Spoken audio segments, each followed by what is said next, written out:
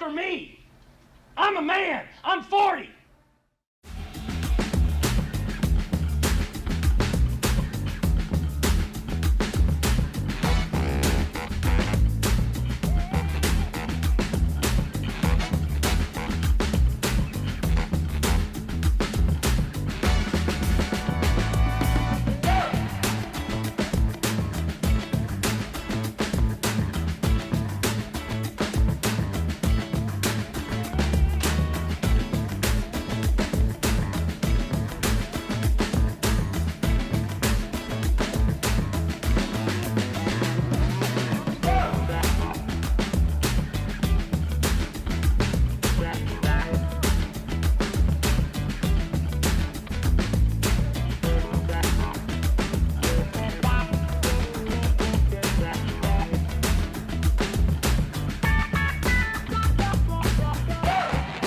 Hey, what's up, everybody? Welcome into a brand new episode of Moving the Goalpost on the Empty the Bench Network.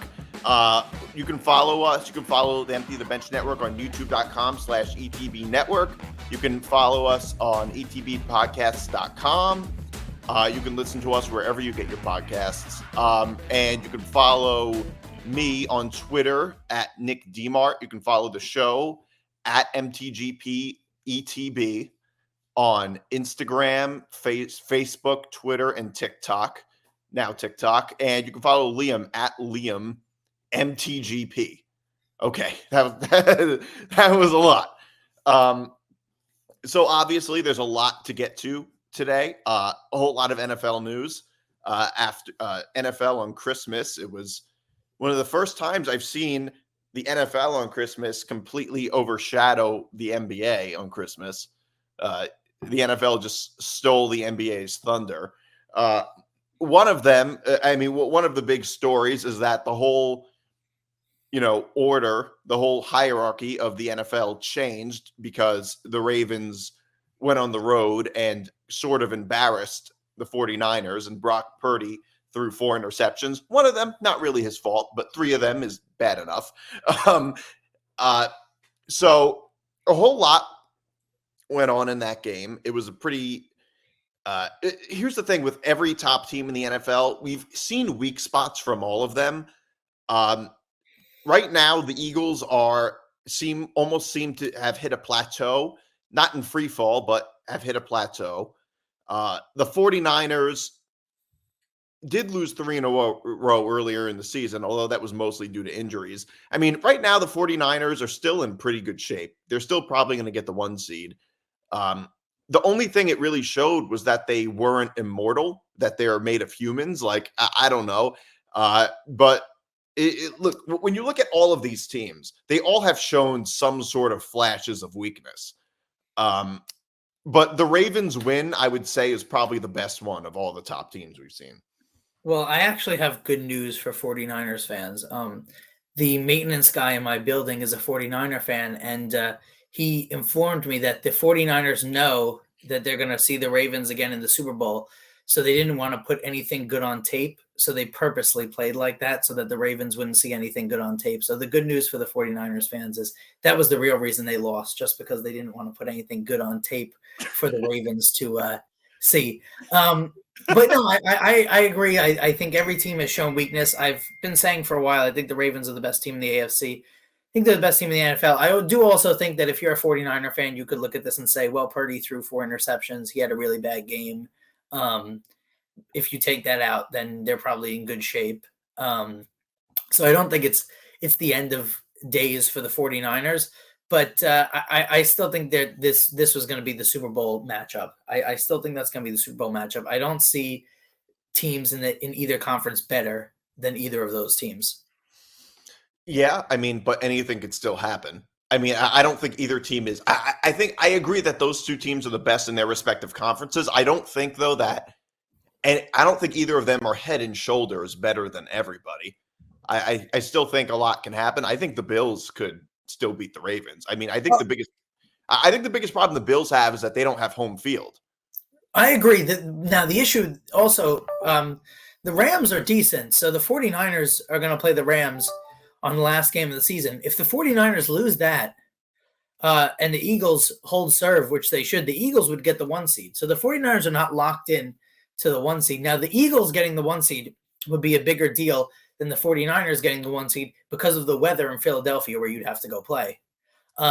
So they would have a little bit bigger of advantage with the 1 seed. But I think like if we watch the Eagles this week and the Cowboys this week and all these teams this week, I think that you would still say the 49ers are going to be the toughest team to beat in the NFC, and the Ravens are still going to be the toughest team to beat in the AFC. But I agree. I would put Buffalo. I would put Buffalo right now over Kansas City, and then I think Buffalo and Miami are like this, and we'll see what happens when they play. But I think Buffalo is better than Miami. Well, we're going to see. They're going to play each other in the last. We're going to find out. I mean, first of all, Miami's going to be playing the Ravens. I was much higher on Miami earlier in the season.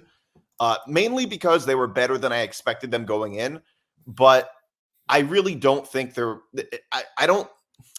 I think their offense is great. Although the Cowboys, like you said last week, the Cowboys were the first team they beat with a winning record. If they go, and the Cowboys are uniquely bad on the road, I don't know what they can do against the Ravens. I guess we're really gonna find out. The thing with the Bills is that they've had a lot of really bad games, but most of the time it's been playing down to their competition. Against playoff teams, I think they can beat anybody. I think they could beat the Ravens if they play them. The only issue, like I said, is that they're going on the road, and going on the road in the playoffs just makes it that much harder.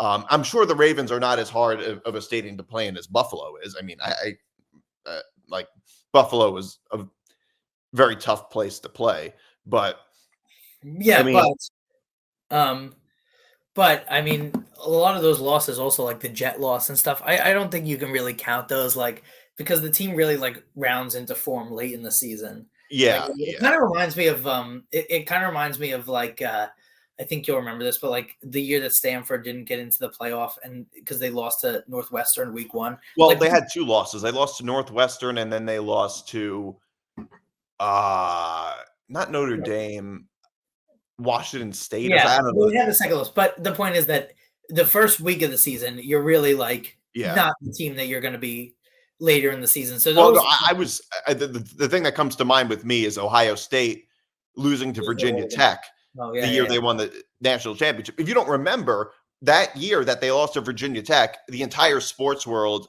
was just going crazy. Like, oh my God, Ohio State lost. They're finished. Right. The season's over. I mean, you could pull up tweets of people saying that the season's over because they lost to Virginia Tech. And then they ended up winning then they ended up winning the national championship. And now everybody forgets about it. Right. And last year they were really good all year, the Bills, and then they should have lost. They got close to losing to a backup quarterback in the playoffs and then lost badly to the Bengals in the next round. So, once you get to the playoffs, everything is different. But I thought also this was the best day that the Dolphins have had all season, because Tua comes down, needs the drive to win the game, and takes it. And that was what they needed, sort of a litmus test to prove that maybe they are better than what people are saying.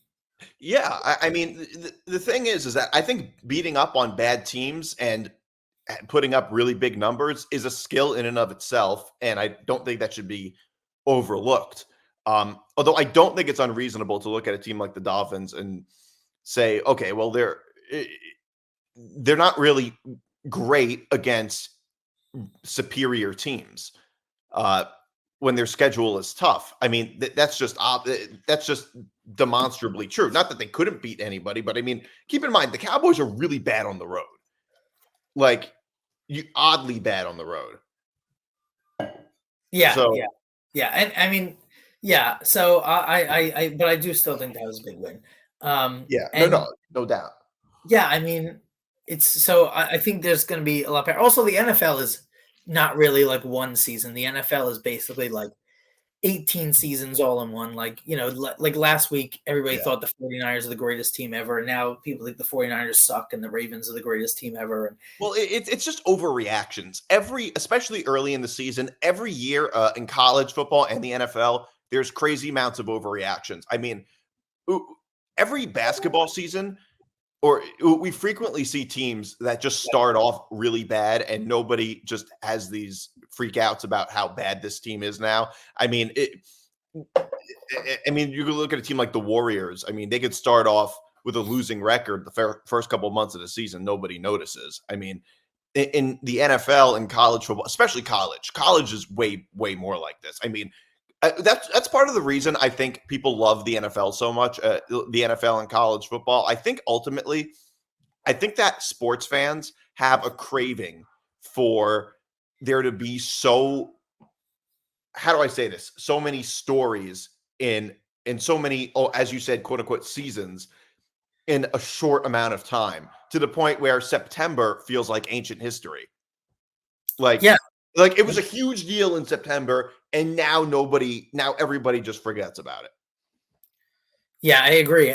But yeah, there's 18 seasons. The biggest example is like the MVP conversation. Like 2 weeks ago, it was Dak, then it was Purdy, now it's Lamar, and then if they lose to the Dolphins, that'll be Tua. Like every week, there's sort of a lot of odds change. But I still do think that that's it. Like it's gonna be not that that's it, but those are still my two top teams to make the Super Bowl. Right. And I mean, people are talking about I think people are very much overreacting to this when it comes to Brock Purdy. I mean, first of all, I don't think Purdy should have been MVP. I think that he's riding the waves of a very good system. I'm not saying he's bad or doesn't deserve any credit, but that's not MVP worthy what he's done. He's just in a really good system right now. I mean, like a player like Lamar Jackson or Josh Allen are actual MVPs more so than somebody like Brock Purdy is. I just think that's a clear overreaction. But also, it's like he played a bad game against arguably the best defense in the NFL. It's not the end of the world that happens. I mean, we've seen the best quarterbacks lay eggs in some games, and often against bad teams, namely the Jets. We've seen Josh Allen lay eggs, and Patrick Mahomes, who seems to be losing it right now. I mean, It's not exactly the end of the world that a player like Purdy had a bad game. I don't know. No, I agree. It's there's a a clear lot overreaction. Yes, of course. I mean, I could see it's not like he's going to get benched for the season and Sam Darnold comes in. By the way, it would be pretty incredible if Sam Darnold wins the Super Bowl. Yeah, it would be. I was always high on Sam Darnold, and I always thought he didn't get that fair shake in New York. But yeah, it would be something, and it would be something if they won basically like the year after they got rid of Garoppolo. Yeah,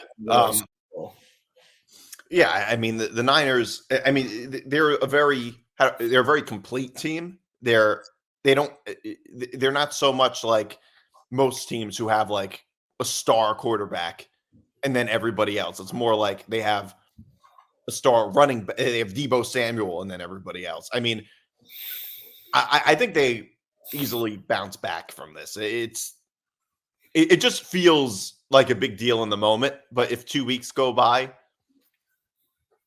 especially if the consensus is that the Ravens are the best team, they don't look so bad anymore. Yes, completely. All right. So I want to get into some of this, actually, some of this stuff. Russell Wilson is benched. Sean Payton, for what seems like kind of a nefarious reason.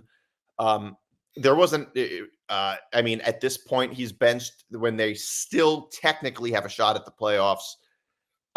This apparently seems a little bit like a contract thing, but Sean Payton is just trying to make a bunch of excuses for it. Well, yeah. So if he's so it feels like they're going to move on from him, and then he gets this guaranteed money every year. So it starts on the 5th day of the league season, which I think the league season starts in March. So it's somewhere in March, and then he gets like a certain amount of guarantee money. It's a lot of money, and so the one thing that they want is if they're going to move him, they need him to be healthy. Right. So that's the main basis of this decision. So they're afraid that he's going to get injured. Correct. Yeah. I mean, I guess that makes some sense. If he tears his ACL, then he's under contract. He gets all this, guaranteed money when he's not playing. Right. So you can't move him. So I actually it probably didn't even come from Sean Payton, this decision. It probably came from the front office. Of course, possibly move him.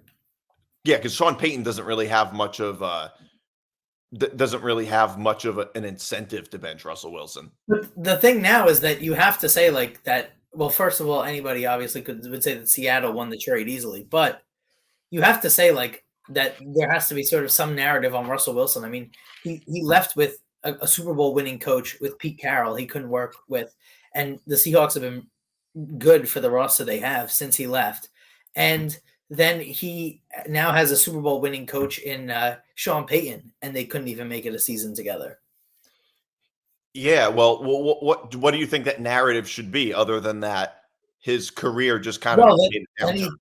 He took a downturn, but then a lot of issues that were happening with the team are probably more on Russell Wilson than they are on the coach. I think a fair amount of it is on Russell Wilson. Although, to be fair, the Broncos did gain some momentum this year. I mean, I don't think anybody would dispute that they're better with Sean Payton than without him. Yeah, exactly. But I'm saying though, also like if Pete Carroll was like the problem, like the team rallied around Pete Carroll when Russell Wilson left, not the opposite.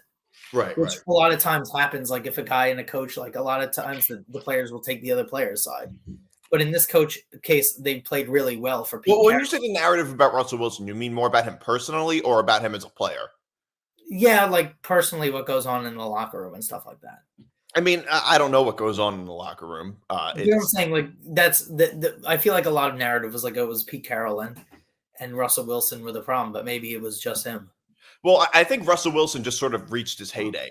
And I think that what you have to remember is that like star running backs or receivers, but especially running backs, for instance, are sometimes really good for a very short period of time. And quarterbacks tend to last longer in stardom. And Russell Wilson hasn't lasted as long as as he's been expected to, which is I mean, look, he's still a Hall of Fame player, but I haven't seen a quarterback's career take a downturn going from one team to another quite like Russell Wilson. I mean, I also think that Tom Brady kind of warped people's brains in that a quarterback is going to be good for as long as he was. Like that's not extremely untypical. Like even Aaron Rodgers has been good, but he didn't. Well, it's not just Tom Brady. I think it's all the star quarterbacks. Not for the longevity though. I mean, Russell Wilson is only 34, I think. Right, but so a lot of people think, yeah, so that's a time when a guy's career. But Aaron Rodgers was 34. He was still great. Yeah.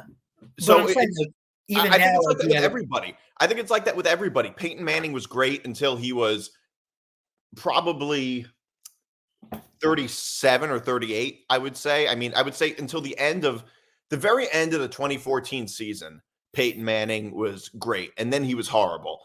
I mean, it's not just Tom Brady. It's the whole star quarterback thing. Like a whole bunch of these guys have shown that you can be great into your late 30s, early 40s. Yeah. Yeah. But that's not always typical. So no, it's not. It's not always going to work that way, obviously. And, you know, obviously a bunch of other stuff happened. Like the Jets almost imagine like everybody would be calling for Robert Saleh's head if the Jets had lost the meaningless game that we probably shouldn't care about too much. I mean, the thing that I would say about the Jets is it's obvious that one person is running the entire team, correct?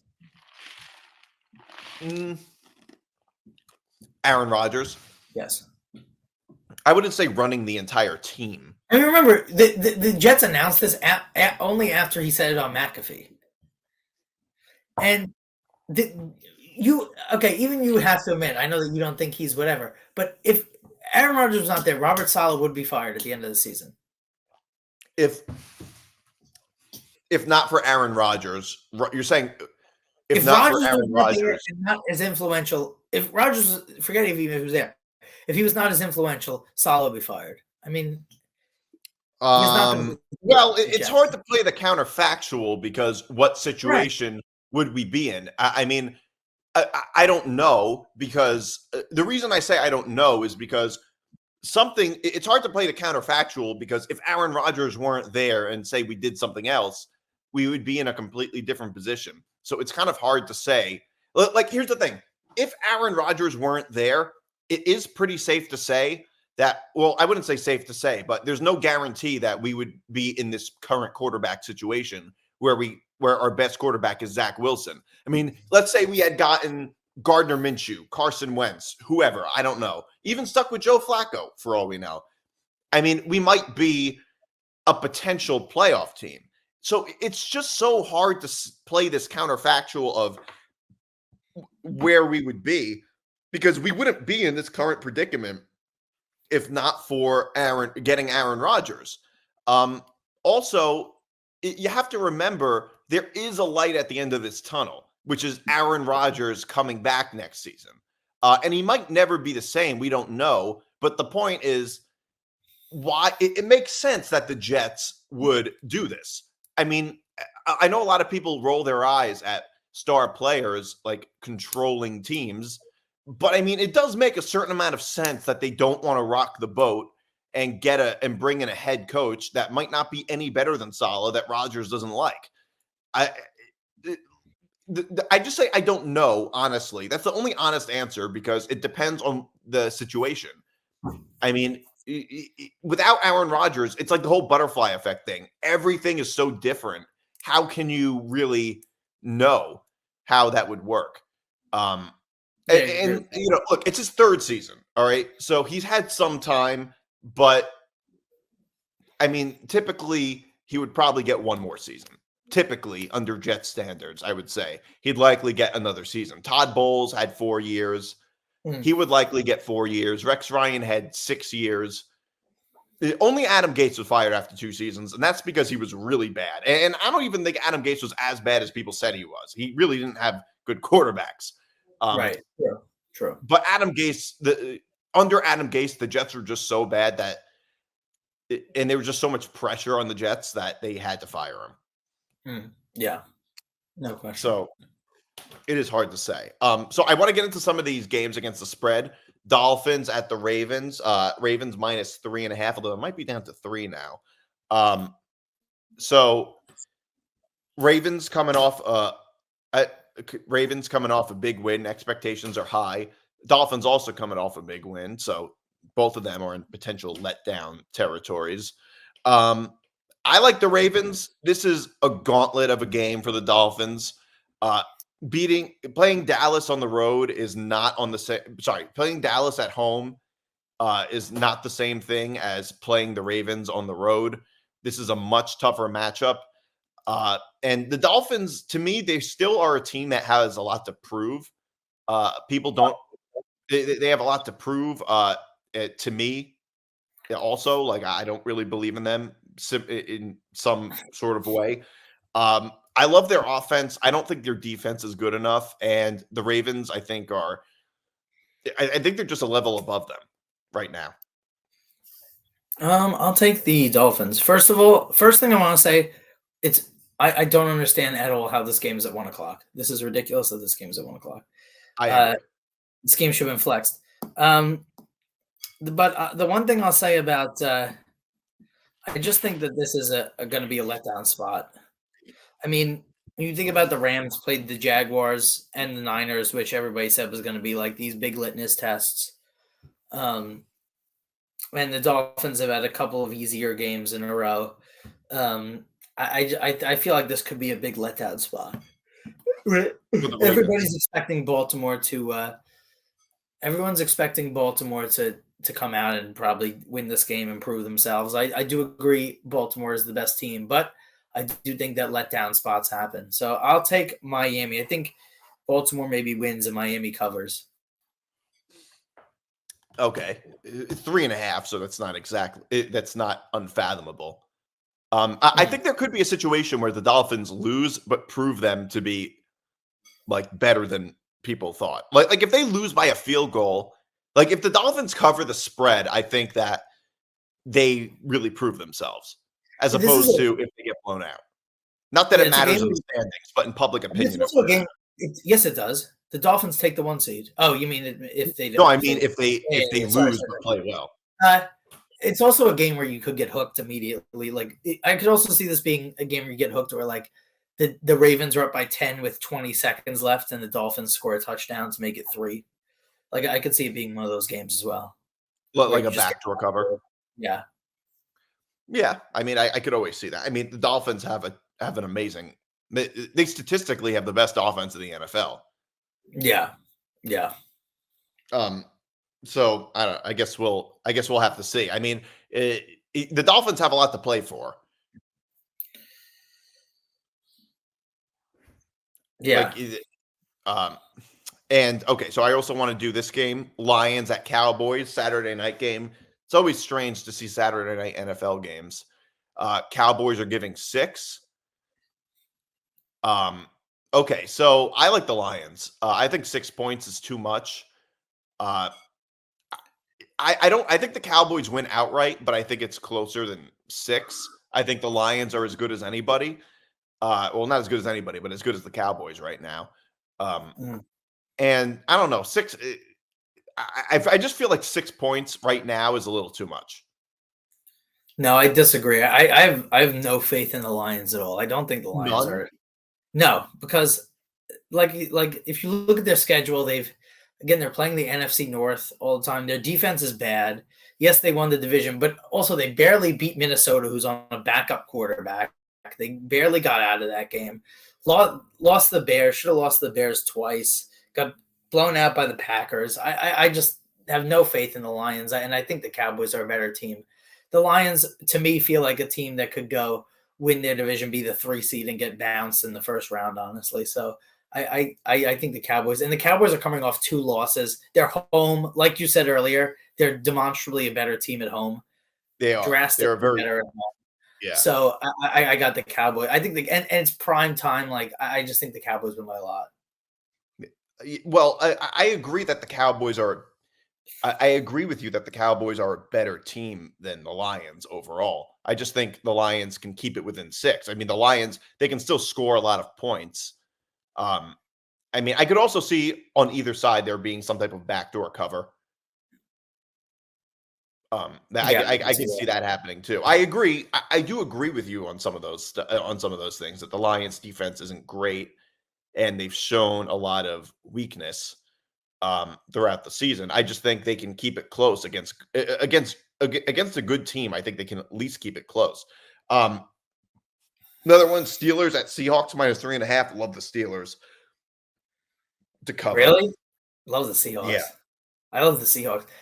Seahawks at home. Both these teams desperate to win this game. I don't know. Steelers going across the country to. Well, they have to cover the. The Steelers really aren't all that bad. I don't know. I'm not big on the Steelers. I think they are. I think look at the games they lost. Patriots, Cardinals. Quarterback situation kind of stinks. I like Seattle here. I'm really not sold on Seattle. I'm not that sold on Seattle, but I think it's more an indictment on the Steelers than. So your pick is more anti-Steelers than pro-Seattle. Correct. Yeah. All right. Well, I don't know. But by the way, I think the Seahawks would win outright. I think they'll win outright. I just think the Steelers will cover 3.5. Yeah, I see that. That's and these teams are pretty evenly matched, I would say. Like, yeah, both maybe these teams slightly above average, sort of like murky quarterback situations. Yeah, they're both borderline playoff teams. Yeah, both borderline playoff teams. Okay, so I want to get into some of this stuff. So apparently there was just, as a show that does a lot of gambling, apparently this UNLV game was allegedly fixed. The UNLV versus New Mexico. No, that was a game early in the season, but the game that we're focusing on right now is UNLV Kansas. Kansas. So there was a game earlier in UNLV played New Mexico on November 4th, and the line. The UNLV was 10-point favorites to start, and they closed as 16.5-point favorites, which is a lot for a game that didn't have an injury in a November 4th game against New Mexico. Like, who's paying attention to that enough to spread the lines? And so there was a alert on the integrity. The CEO of the gambling integrity. committee did get an alert about that 6.5 points favorite, and he said in a comment, he said the odds movement and wagering activity was the most abnormal we've ever seen for a game. It didn't involve a major injury. There was also reports of that game that there were multiple accounts created just to wager on that specific game, which is odd for, again, an early November game in the Mountain West, which is, and as you know, like if there's a game that not a lot of people are betting on and people bet on it, it'll sway the line because not a lot of people are betting. So then we get to this game the other day in Arizona on the day after Christmas, and the line jumped again. It was UNLV plus 13.5 at 9:00 in the morning, and then getting to 7:00 at night, it went to UNLV plus 8.5, which is a gigantic jump when there's no injury. 5 points is a lot. A lot of quarterbacks won't even sway a line 5 points. And there were some rumors about some players being injured, but none of them were true. And then when it happened, Kansas was penalized 18 times, which is the record for the most penalties in a single postseason college football game. They were flagged 18 times for 216 yards. And according to a lot of people who watched the game, most of them were questionable calls, as UNLV was only penalized half that. Okay. Now, I should point out Kansas won by they won by 13. So they covered the spread. Kansas did cover. If you got it at 13, then you would have pushed it. Okay. Yeah. But that doesn't mean anything in terms of that something fishy wasn't going on.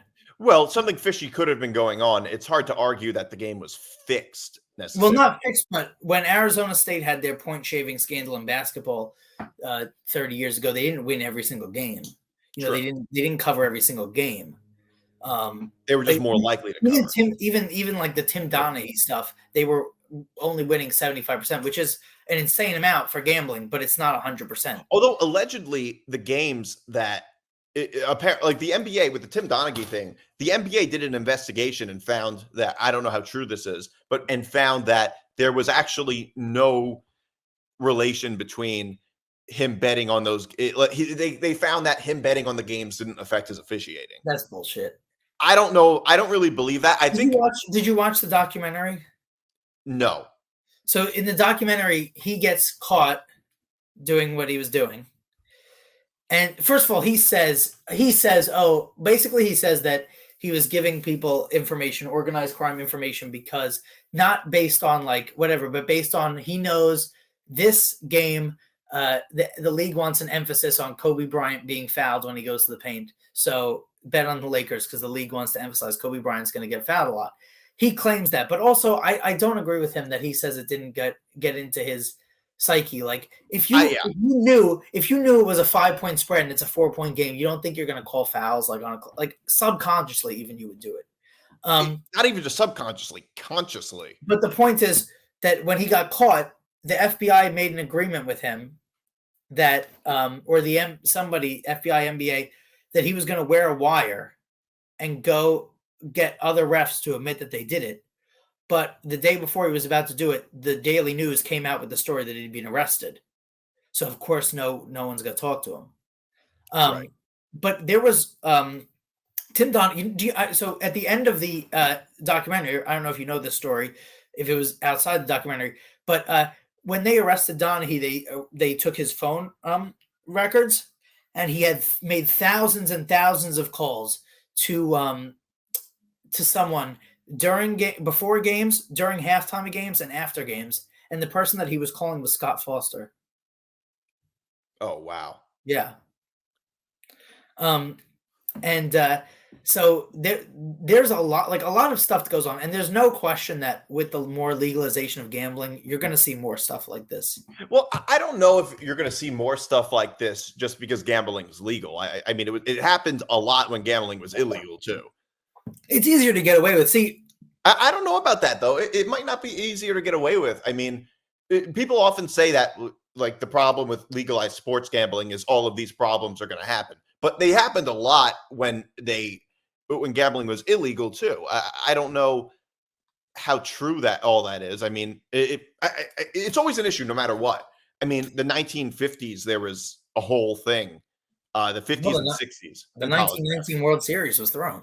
Yeah, that too. So it's always been an issue. There was also like what they had to do. Like there was a documentary on Netflix about Arizona State basketball had a point shaving scandal, and the guy. This is like the 90s, so it's before the days of mobile phones and stuff. So the guy who was like orchestrating it, he was betting against Arizona State because it's easier to bet on the favorite to point shave than the underdog. It's easier to bet on the underdog than the favorite. Right.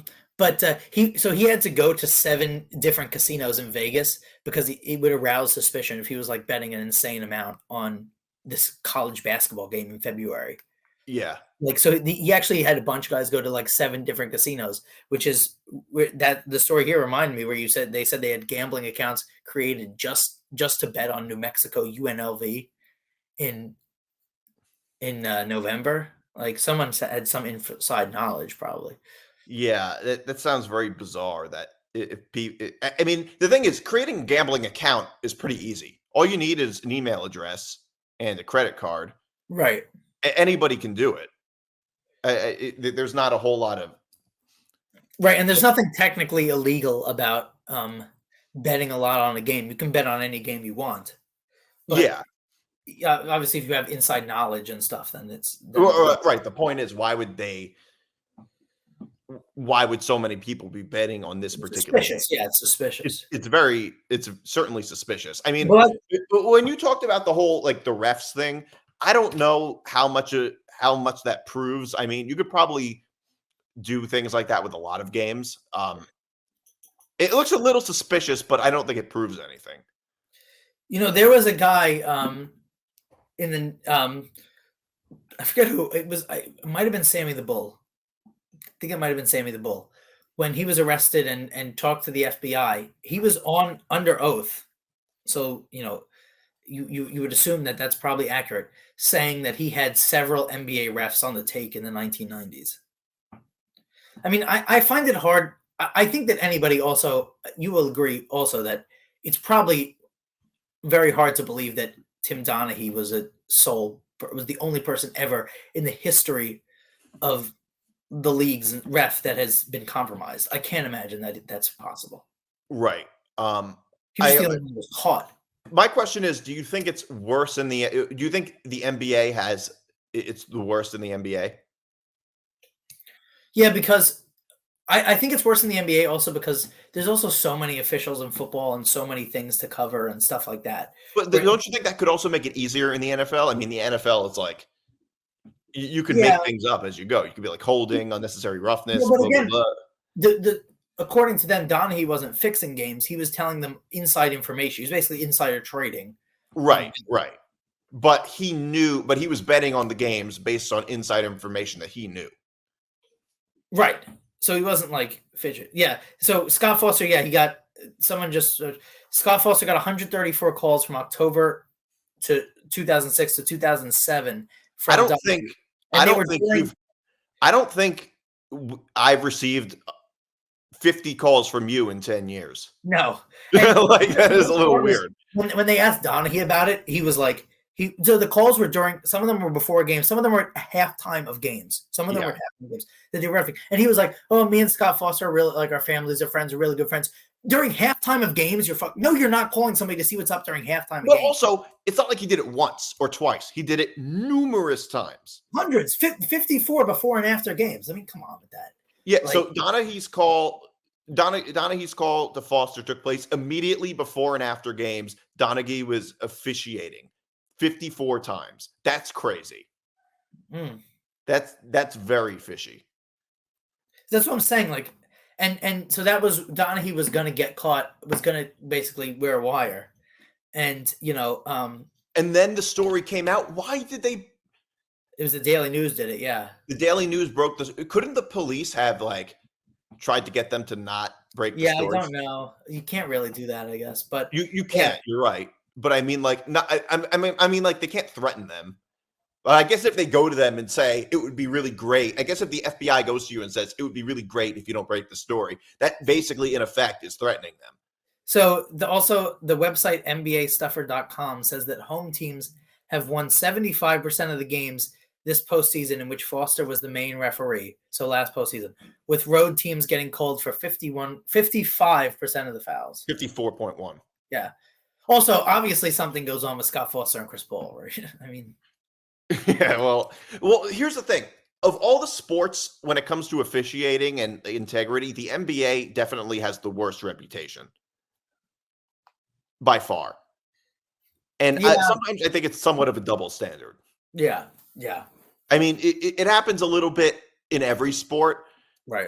The thing is, in say baseball, it's very hard to do because baseball is much more about like balls and strikes, and whether or not you're safe or out is very objective. Like calls in baseball are usually pretty objective. It's either this or it's Yeah. that. It's Yeah. not like in basketball where is this a foul or not? It's kind of a gray area. Or in Correct. the NFL, in football, is this a pass interference? I don't know. Should this be called holding? I don't know.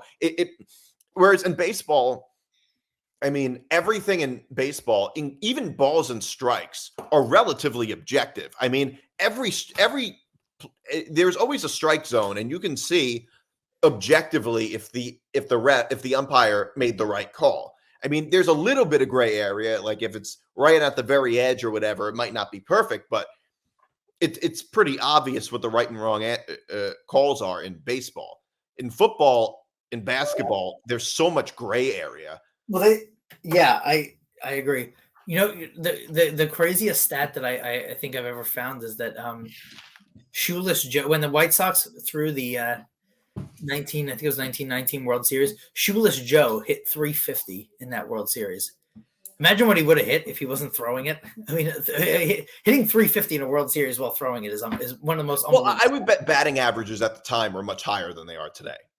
I'm not sure, but yeah. Oh, come on. Well, there's only one person who's ever hit 400 though. So, but I'm saying on average, it was probably more common. I mean, how many players hit 300 now? Yeah, I don't know. Starling Marte a couple of years ago did. Yeah. But that's about it. Not a whole. There's not a whole lot of players that hit 300, including the biggest stars. It also goes to show you like how different the game was when a guy throwing the series, right? Exactly. Could bet it could hit 350. It also just feels like almost like it was in a galaxy far, far away because it was so long ago. Right. I mean, there was no NBA, there was no NFL, there was only baseball. 1990. I mean, just the world was just so vastly different at the time, and you could probably get away with it more. You could arguably get away with it more easily at the time. There was, I mean, you have to remember the mob was a really big thing at the time, a lot more than it is today. Oh yeah, certainly. I mean, now it's like the crime is usually now it's more like gangs or disorganized crime. At the time, it was organized crime. Just society was different in a lot of ways that would make it much more likely for something like that to happen. Well, so by the way, just like you said, it was like you said, it was a different time. The players involved in the scandal received $5,000. That is like a joke. Equivalent to today is $84,000, and the main guy got $35,000, which is equivalent to $500,000. Still, like, insane. I mean, now players aren't even. They're fined more than $5,000. Right. Like, it just feels crazy. Yeah. I find all of this stuff to be just totally fascinating with sports gambling. I don't know if anything's going to come out. I mean, nobody. I mean, it just looks really bad for college football. I don't think the NCAA wants it to come out. I mean, they have very strict rules with gambling. I mean, every sport is like that. Their biggest fear is the integrity of the game being compromised. Right. I mean, steroid guys are probably not going to get into the Hall of Fame, but that'll happen before Pete Rose does. Yeah, I agree. So anyway, I want to get into some of this. Speaking of all this college football stuff, I want to talk about the playoffs a little bit. Alabama versus Michigan. The line is up to 2. 44.5 is the over-under. I will say, I think people are really big on Michigan. I don't think it's a foregone conclusion. I don't think it's a foregone conclusion at all. I would take Michigan -2 because the line is so small right now, but I think it's going to be close. Michigan, both teams have shown some weakness. Zach Zinter, Michigan's best offensive lineman, is injured. He got injured against Ohio State. They haven't looked great against Iowa. So I don't know. Who do you like this game? Yeah, I agree. Michigan. I just think Alabama doesn't really have a quarterback. They struggled some games. They struggled against South Florida. They struggled against Auburn. Need a miracle to beat Auburn. I just think Michigan. I think can beat you so many ways. I like Michigan. I think Michigan is right now. Michigan seems like the best team in college football. They have their quarterback play is I think is at least a little bit better than Alabama's, and I think their team is deeper. They would beat Alabama at the line of scrimmage. But like I said, they've also shown signs of weakness too. I mean, look, I think both teams will likely bring the best versions of each. I think that will bring the best versions of themselves. Nick Saban has had like a month to prepare for this. It is true Alabama has shown signs of weakness, a lot worse than Michigan has, although it hasn't been as. I mean, look, you can get the Alabama team that almost lost to Auburn, or you can get the Alabama team that beat Georgia. What team are you more likely to get? I think it'll be more likely that we get the Alabama team that beat Georgia, something closer to that than the team that almost lost to Auburn. You also have to remember Michigan is a bit banged up. Like I said, Zach Zinter, their best offensive lineman, is injured, and they ran the ball terribly and they didn't look great against Iowa. So we just don't know. A lot of people are really big on Michigan. I don't think this game is in any way a foregone conclusion.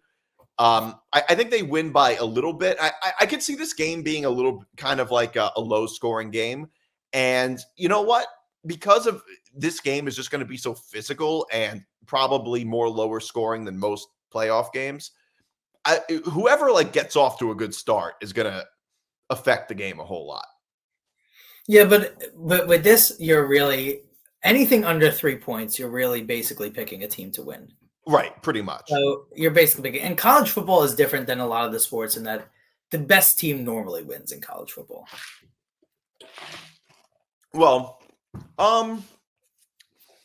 yeah, that's arguable. In this one, you're basically picking a pick 'em. Yeah, so, I mean, I think the best team usually does win. I mean, I don't always think though that. I mean, I don't know. There's been some years where I don't know if the best team won, but you're right in some way. Not the whole thing. I'm just saying in a given game. But in this game, I think this game is a lot closer. Like, I think this game is. I think these teams are more evenly matched than the public would think. Mm-hmm. I think Alabama. Look, it still is Nick Saban. Mm-hmm. Like it is tough to bet against Nick Saban, and you have to remember with college football, even more than in the NFL, teams really take a long time to sort of fully develop in a season. And I mean, I do understand Alabama has shown weakness against weak teams in the past this season. Although this time Saban, like I said, has a full month to prepare. So I think both teams will likely bring their A games. But I just think Michigan right now, Michigan is just a deeper team. They're a tougher team. They have better quarterback play. And Alabama, like post-COVID, actually post 2020, not post-COVID, because the COVID year Alabama team was great, but post 2 years ago, 3 years ago. Yeah, since Georgia took over, yeah. Yeah. Michigan has been, Alabama's been kind of, Alabama hasn't been the same. They haven't been bad, but they haven't, they've regressed a little bit, and Michigan has been great. But right now, I think Michigan right now is just a more talented team. Yeah, I agree. I'm going with Michigan. Yeah, and I think they have a better defense too. Although you have to be careful because Alabama has a great pass rush. Without, if their offensive line is too banged up and they can't run the ball like they did against Iowa, that can be a problem. And I think Alabama can cause them some problems. But yeah, I would still take Michigan, and I would take the under too. Yeah, I agree. I would probably take the under.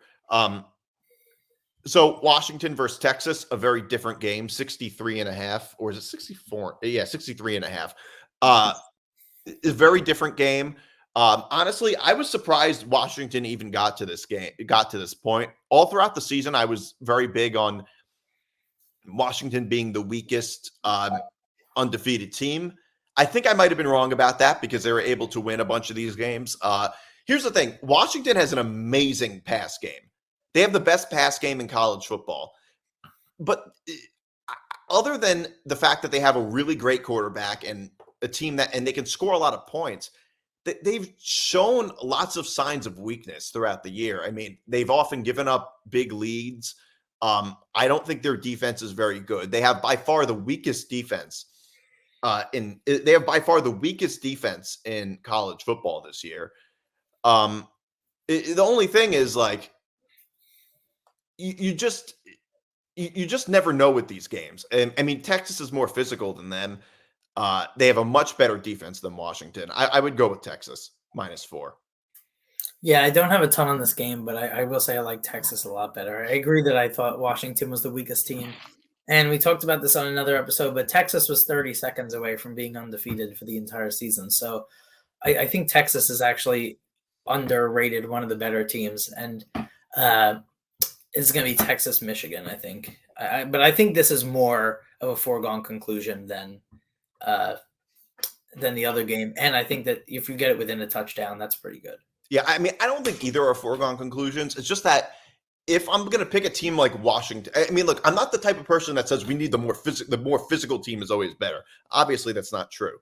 But Texas is more well-rounded than Washington. I mean, Washington's quarterback play is better, and they have, like I said, statistically a much better offense. But you also have to remember the fact that Washington is not. Well, I guess you could say the same thing about Texas. They're in the Big 12, but they're not always going against the best defenses. And Washington, they've almost lost to a lot of really bad teams. Look, winning games when it's close in and of itself is a skill that I don't think should be overlooked. But they have shown, like, they do tend to give up really big leads and make a lot of big mistakes. And I don't like their defense very much. And I don't know. I think Texas's physicality should be able to overpower them. Yeah, I agree. I also like the over. I could see them both putting up like over 30 points. Yeah, I would take Texas in the over as well. And by the way, I'm not working that day, so I'll be able to watch the entirety of both games. There you go. This is one of the best times of the year, bowl season. Yeah. All right. So Pistons break the losing streak record, a single season record, and if they lose tonight, they tie the record and break it or tie it. They'll tie the 28. Tie it. Okay. Philly did 28 over 2 years during the process years, and Pistons are at 27. And tonight they are, or tonight, the night that we're filming this. So by the time this airs, they will likely have lost to the Celtics in Boston. It's a 16.5 point spread. So that will tie it. And then if we're playing the schedule game, then they play Toronto. That one I think could break the streak. I was hoping. I know you were saying it before. We were both hoping that they would break it against the Nets. Yeah, I'm an avid Nets hater. Especially, I think that I started hating the Nets I didn't hate the New Jersey Nets, but I started hating the Nets in the Paul Pierce, Kevin Garnett years.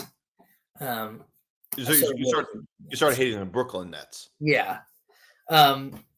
And yeah, I would have loved that, especially because they were like some of their fans who were talking like shit after they beat the Suns in Phoenix, and then the Nets didn't win a game after that besides beating the Pistons. So whatever. But the Pistons schedule does get a little easier. They got Houston and Toronto and Utah, and then the Warriors. I mean, the Warriors aren't that great, and they do play Houston twice this month. And then the game of the year is on Martin Luther King Day, which is the 2-20, currently 2-28 Pistons at the 5-25 Wizards. That game should almost be put on ABC primetime. Like, what a matchup! The Wizards owe the Pistons the biggest thank you in the world because the Wizards are absolutely horrible. Yeah, and nobody's really noticing. So are the Spurs. Yeah, the Spurs and Wizards are both horrible. It reminds me of the time when I went to a Wizards game when I was in Washington, D.C., and they said in their tradition, I guess, is to stand until the Wizards score a basket. We were standing for like the first 5 minutes. It was John Wall's rookie season. Okay, yeah. So it was right around the time he did the Dougie. Yeah, that period. And then and if you remember one of the years where the Knicks were really good, they weren't really good, but around the time they had Carmelo, they lost 16 in a row. Yeah. You remember that? Yeah. So but the thing is, Pistons fans are also Lions fans mostly. Yeah. So I don't know. I guess I would trade Pistons. I would trade places with a Pistons Lions fan right now. No, I would not. You would not. Because they haven't won the division since we've been alive. Like, this is their first time winning the division, even. Like, so imagine like all those years. Okay, but imagine like, I know that, but like right now, the Lions are at least a good team. I'd rather root for a team that is absolutely going to be a playoff team, and also a team that sucks and is horrible than to root for. Yeah, but one of our teams is absolutely going to be a playoff team. The Knicks are certainly going to the playoffs. So yeah, that's true. I guess you could say that. And yeah, I mean, and it's worse. Like, I don't know. It's Lions is worse than Jets too. Like, but I don't know. I feel like the Lions have more of a chance than the Knicks do. Yeah. Well, I don't know. I don't know. I mean, so even when the Knicks make the playoffs, sometimes it ends up ending so badly. It does, but the trade deadline still hasn't happened yet. So we'll see. All right, so I do want to get into some of these other stories. You see this Burger King story offering discounts for people with hangovers. Yeah, so it's this week only through January 1st, where they said that they're going to use facial recognition on certain customers to determine the size of the combo and the size of the discount that should be given. I love this, by the way. I'm a person who frequently does get hangovers, and I like whenever I have a hangover, I always feel like I could like dive into like a pool full of Coca-Cola. I always want Coca-Cola. I mean, being hungover is legitimately the worst feeling ever. It's horrible. It's the worst feeling ever because you're nauseous and you also know it's all your fault. It's the worst. It was and spent a lot of money to feel that way. Well, if you remember the classic Ellie Schnitt tweet where she was like, "The weirdest thing we do is spend a lot of money to feel like shit the next day." And the thing is that like I don't know how much money Burger King, just fast food places in general, bring in just from people being hungover. Because the thing about eating fast food is that it's a desperation attempt. That's really all it is. It is a move of desperation. It's like sleeping with like a chick who's 300 pounds. Right. That's what it is. It's like you lose all self-respect when you eat fast food. Greasy food helps. If you want to know what torture is, though, imagine like this is that not only do I get hangovers, and I get bad hangovers, but I'll go into work with a hangover, and I work on a boat. Like, imagine being on an in-motion vehicle hungover all day. Yeah, and you work on a boat serving alcohol. Like, I don't even want to hear the word. Like, if you're hungover, you don't want to hear the word alcohol. Let alone smell it constantly. I'll give for the viewers. We had a night where we went to the saloon in Pearl River. Shout out to the saloon in Pearl River. And the next day we were hungover, and we went to lunch with our friend. I think it was at Houlihan's. It was and, Houlihan's. And Houlihan's, and like we were that hungover, but like even like the pages on the menu we didn't want to look at because they had alcohol on them. We were that like sick. And the table next to us. Yeah, so the table next to us was a huge group, and they got like gigantic beer towers and like all these. You're like, holy shit! We were like about to throw up in the restaurant. Like the worst table you could sit next to when you're hungover. That's why we should have went to Burger King instead. That's next time I'm going straight to Burger King. But like, I don't understand the whole facial recognition part of it. What is that? Like, how do they know based on facial recognition? It's probably some bullshit. Like, can you tell how hungover somebody is? No, I don't know. Maybe from their like, I don't know. Maybe they're like wearing sunglasses or something.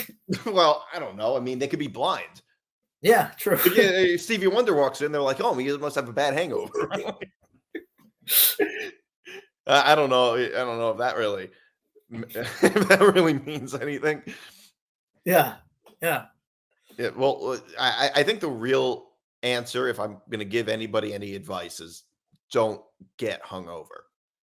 Because, like, but you'll probably experience it at some point in your life. Well, the worst is there's nothing worse than being hungover and going to the gym too. That's the worst. Like if you've ever had a hangover and went to the gym, like I'll leave after like 5 minutes. Like no, I can't do this. Yeah, no. Well, right. I mean, you just need water. Like, I don't know. Water and time. Like a lot of people think when somebody's really drunk, like that if they get them a lot of water and stuff, time is the biggest thing. It is. It is. Yeah. So all this craziness, Burger King, and they're gonna have to open it across the street from MetLife Stadium. Yeah, certainly. Like, how many times do you think J.R. Smith has played in games hungover? Oof. How many games has he played for his career? That's probably the number. Yeah, I'm sure he's been hungover a lot. There was Bill Simmons told the story where it was I think he was talking about Garnett, and he said he was stoned at a basketball game, and when you're stoned, you can kind of tell when other people are stoned. And he said he was stoned at a Celtics game, and he could tell that Kevin Garnett was also stoned during the game. That wouldn't surprise me. It also wouldn't shock me. Like, I would bet that being hungover is worse for your performance than being high. Well, food also tastes better. So when you're stoned, so if Garnett was stoned, then Honey Nut Cheerios must taste amazing.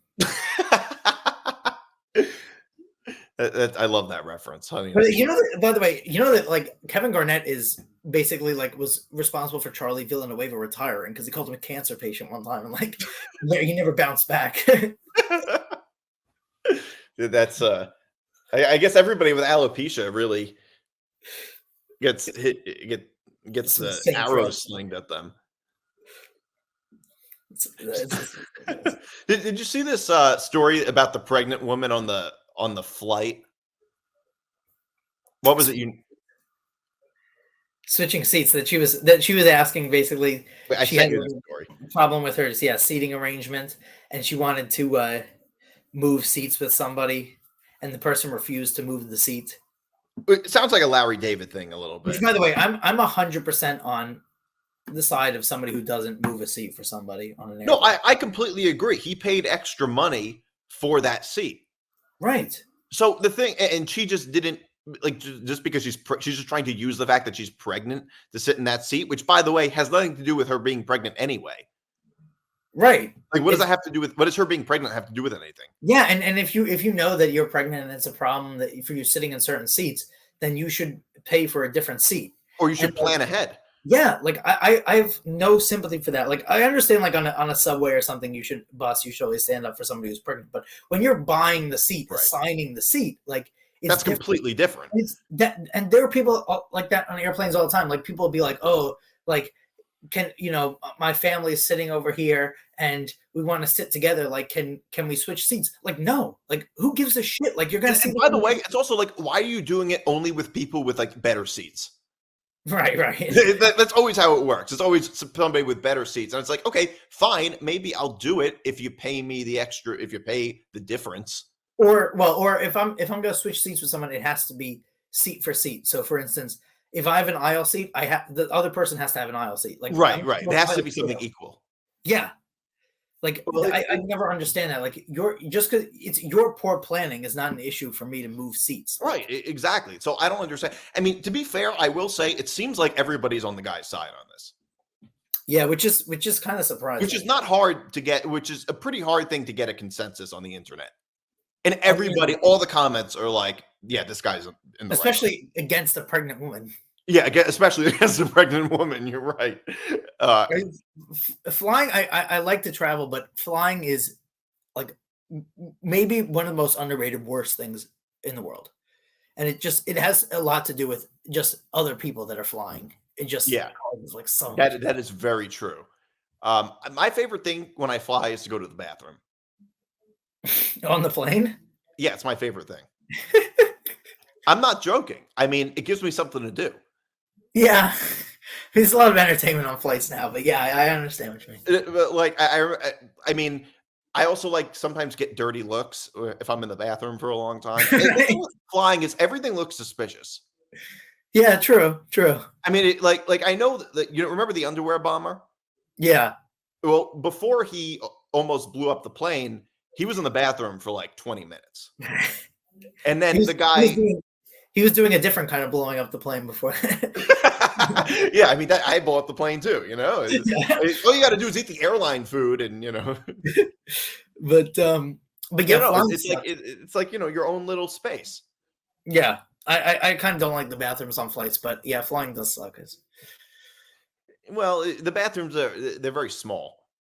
I'll avoid like drinking on a plane so that I don't have to go to the bathroom. Like I'll like not just alcohol. Oh, I do the opposite. I eat extra so I can go to the bathroom. Well, I don't know how you don't go so frequently, considering you drink from a water jug that's the size of the Leaning Tower. I do go to the bathroom frequently. I do. I pee. This is only half the size of the one I usually drink. Jesus. R.I.P. to your coworkers at Fox. The thing is, peeing is good. You want to let it out. Well, yeah, but I don't get the toxins out of your system. Yeah. I don't know if you want to drink from a jug of that water of that size, but yeah.